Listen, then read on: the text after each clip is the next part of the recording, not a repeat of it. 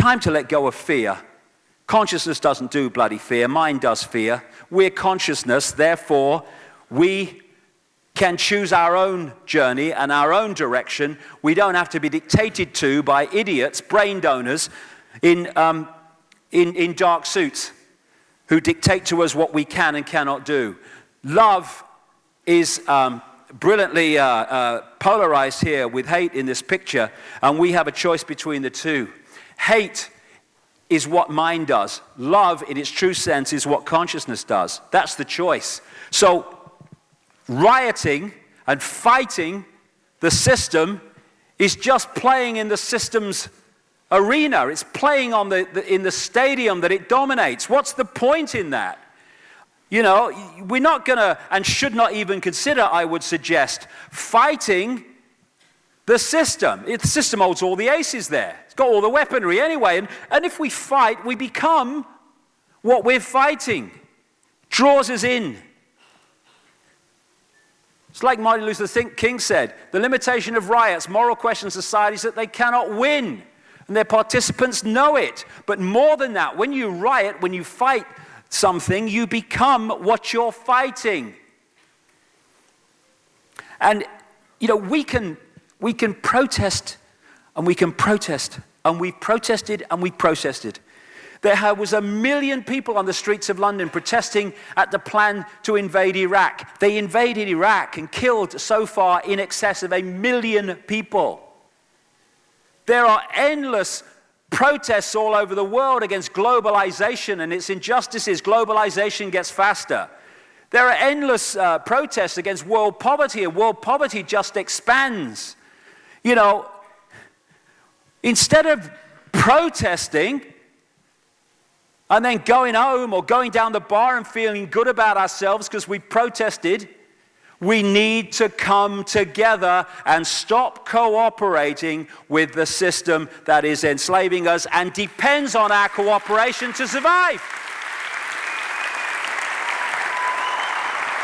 And I would say this, you know, divide and rule. That's how they control a mass of people. They divide and rule them along the fault lines, manufactured fault lines of religion and race and income bracket and all the rest of it, and country and whatever, and culture. And therefore they divide and rule the unity, and therefore the few can control the many, which are in a state of disunity and conflict. And let me make this point to people who think that's a good idea. This is not a conspiracy to enslave Jewish people, or Muslim people, or middle-class Americans, or Hindus, or Australians. This is a conspiracy to enslave the entire human family. Therefore, if we do not come together and in unity and mutual support behind that which affects us all, i.e. our freedoms are being taken away by the day, then let's symbolically sit in a prison cell or a concentration camp eventually, and let's sit around and argue who had the best religion, the best culture, the best race. Let's do that then. We'll have plenty of bloody time if we're still alive.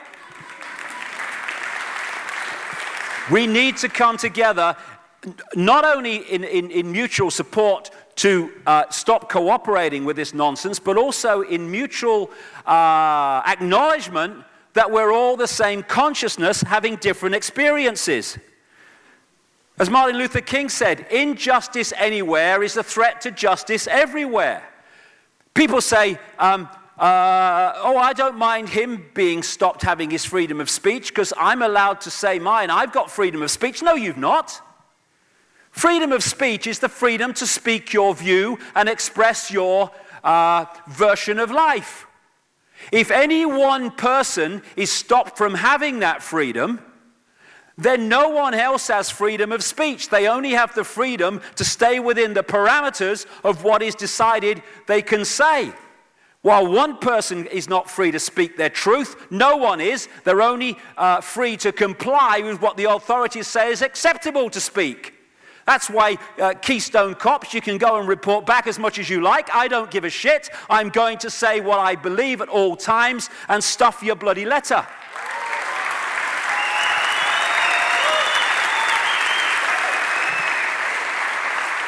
In the end, said Martin Luther King, we will remember not the words of our enemies, but the silence of our friends. The freedom can be taken away when people say, okay, they're having their freedoms taken away, but it doesn't affect me, so that's fine. Oh, and they're having their freedoms taken away, but I don't like them, and I don't agree with what they said anyway, so that's fine. And eventually knock on the door. We're going to take your freedoms away now. Oh, you can't take mine. Oh, yes, we can. What was that saying? Pastor Niemöller after the Second World War in Germany. First they came for the Jews, and I was not a Jew, so I did nothing. Then they came for the trade unionists, and I was not a trade unionist, so I did nothing. Then they came for the communists, and I was not a communist, so I did nothing. Then they came for me, and there was no one left to speak out for me. And that's what's happening now. Oh, yes, let's turn attention against the Muslims. Let's turn attention against these people, and these people, and these people. Let's pick them off, and then we'll come for you. Unity is what will bring this to an end. Not looking the other way because it doesn't affect us in the moment. It will affect us eventually if we do that. And look at your children and grandchildren in the face, I say to those people, and tell them what you were doing when the fascist global police state was coming in. What were you doing, mummy and daddy, when this state took over all aspects of my life? Oh, I was watching a game show, honey. It was a good one that night. Or, in terms of people in uniform, oh, I was helping to bring it in, dear. And that's what people in uniform need to understand. They are policing in a state that also affects them and their children.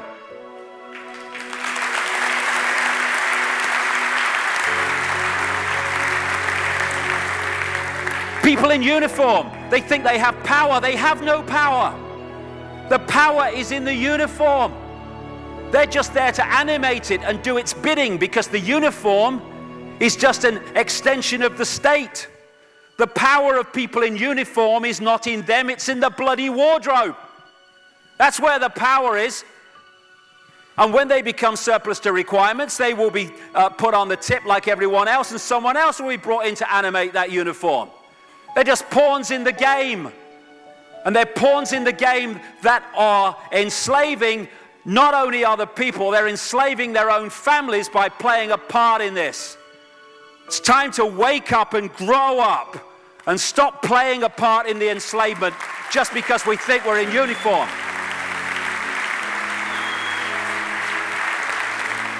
These people have families, they have children, grandchildren. But what is there to fear about them? Nothing. What is there to fear about authority? Nothing. We are consciousness. All that is, has been, and ever will be. There is nothing to fear. Whatever happens, we are always that. Mind fears because it's programmed to fear. When we're conscious, there's no fear in this. It's a shake of the head. Pathetic. Pathetic. Pathetic. And we need to do this. Compliance. We need to challenge that. Not with violence, not even with aggression. We just need not to fight it. We need to walk away, because without our acquiescence, it cannot survive. You know, when you look at a pyramid, we've been manipulated to believe the power in a pyramid is at the top. It ain't. The top of the pyramid is there because the rest of the pyramid's holding it up. We're holding this whole thing together. There's a story I told many years ago of a British comedian called Larry Grayson, who died. I kind of knew him vaguely, and not closely, but vaguely. And I went to his memorial service in Covent Garden, and this other comedian did this tribute to his life in which he read out this story that Larry Grayson had told him. When they were going around the variety halls and the theaters in the 60s, they had this all-male show.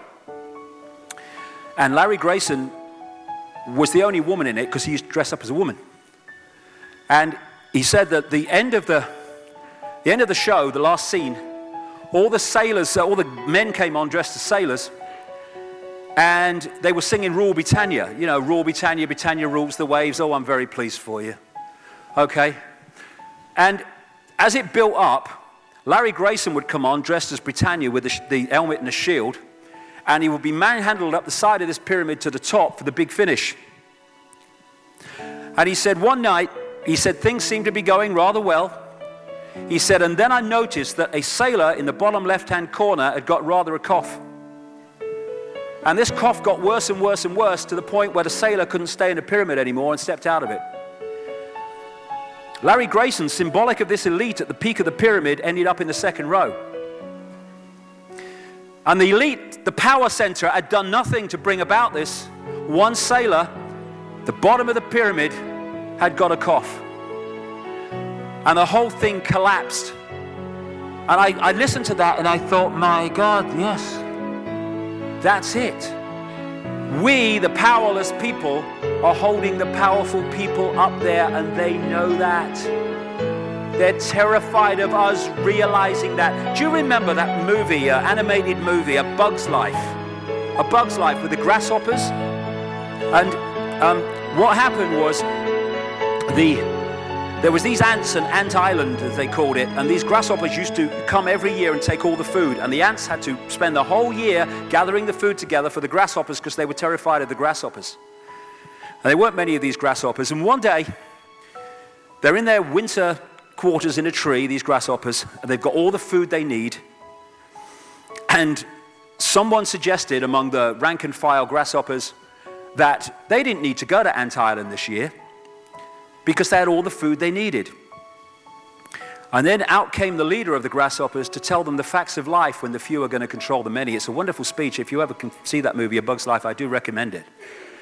And he said, basically, they outnumber us 100 to 1. And if ever they figure that out, there goes our way of life. So we have to keep the pressure on, basically. We have to keep them working, so they don't figure out where the real power is. And that's why this network of manipulation works so hard to keep us in these states. Like I said earlier, what are people leaving foreclosed homes for? Foreclosed by banks that have caused the unemployment that lead to them having to leave their homes. Stay there, refuse to leave, make it difficult for them. Expose them for what they are. We make it so easy, the non-compliance. No longer will we just do it because we're told to do it. Is it just? Is it right? Okay, I'll do it. Is it unjust? Is it not right? I ain't doing it. We start to make the decisions on what we will and will not do based on our values and not some imposition from the dark suits. These people are gonna give me, grant me, or grant me not my freedom. I'm all that is. You can't grant me freedom. No one can grant me freedom. I am freedom. It's what I am.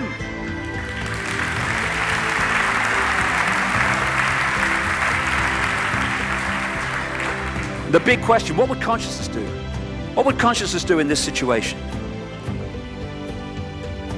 And when we ask that question, it really just changed the way we see the world. Not what would I do, mind, or frightened. What would consciousness do? You know, this is a great line. If it's not right, don't do it. If it's not true, don't say it. And what would transform this world overnight is if we started doing what we knew to be right in the situations we face instead of what we think is right for us in the moment. Not what are the consequences for me or what's the best thing for me, how do I get the best deal out of this? What is right? What is just in this situation? If we started making decisions based on that, the world would transform overnight. These are very simple things. If we want a world of peace, then we need to be peaceful. We don't need to fight for it. We just need to be peaceful, and we'll bring that about. If we want a world of kindness, we need to be kind, and then it will naturally unfold. We don't fight for kindness. As Martin Luther King said, it's a wonderful saying, piece of oratory. Cowardice asks the question, is it safe? Expediency asks the question, is it politic? Vanity asks the question, is it popular? But consciousness asks the question, is it right? And there comes a time when one must take a position that is neither safe, nor politic, nor popular, but one must take it because it is right. And when enough of us do that, what is right will manifest by definition. And we're in this position now where this vibrational change, this energetic change is taking place, where we can start cracking these eggshells, when we can start becoming the full magnitude of who we are, where we can be consciousness in the now, using mind to experience this reality instead of being governed by it, turning the key to let consciousness in. We're being offered this opportunity now. No longer can we say we didn't realize who we are, we didn't know we could do that. I was kind of waking up one day and I saw this earth imprisoned, and I saw this big lock and a key going in and being turned. I went on the internet just very shortly afterwards. I was looking for a picture, not this one, and that's what I saw. The picture I'd just seen in my half kind of sleep. And that's what we're being offered the chance to do now, to turn the master key called becoming conscious that will bring an end to this. It's being given to us, we just need to take it. And to take it, we need to say enough. Enough of being enslaved by these people, enough of being enslaved by our manipulated ignorance, enough of being enslaved by the fear of being who we are.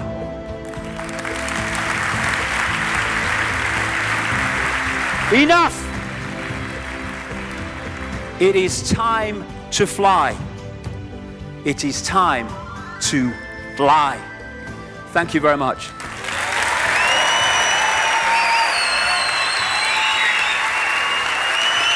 Thank you. Thank you very much. Thank you. Thank you. Thank you.